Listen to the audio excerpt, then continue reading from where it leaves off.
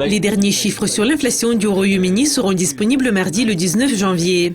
Donc restez avec nous pour apprendre plus.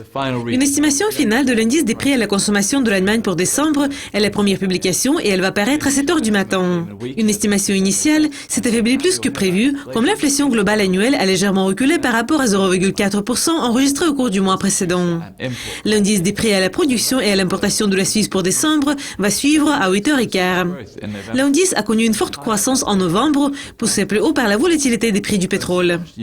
L'indice des prix à la consommation du Royaume-Uni pour décembre, qui est bien surveillé, va paraître à 9h30.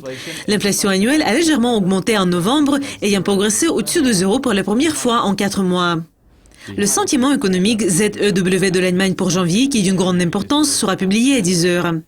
L'indice a progressé jusqu'au plus haut sur 4 mois en décembre, ayant affaibli de telles inquiétudes que la crise des réfugiés et le ralentissement des marchés d'exportation de l'Allemagne.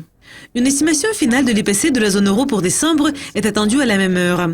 Une estimation initiale met l'inflation globale annuelle au niveau de 0,2% et c'est le même niveau que celui enregistré il y a un mois. Les publications suivantes vont paraître à 15h GMT et c'est celle de l'indice du marché du logement NAHB des États-Unis pour janvier. L'indice recule depuis 2 mois.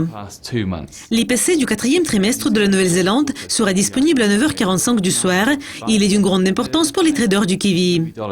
L'inflation annuelle est restée inchangée au 3e trimestre, comme la hausse des prix du tabac, du logement et de location a été annulée par une baisse des prix du pétrole. La confiance de consommateurs Westpac de l'Australie pour janvier va conclure l'ordre du jour à 11h30 du soir. L'indice a légèrement reculé en décembre, suivant 2 mois d'une forte croissance. C'est tout pour le calendrier économique de mardi. Mais nous allons revenir avec notre prochaine révision des publications les plus importantes, prévues pour mercredi. Au revoir.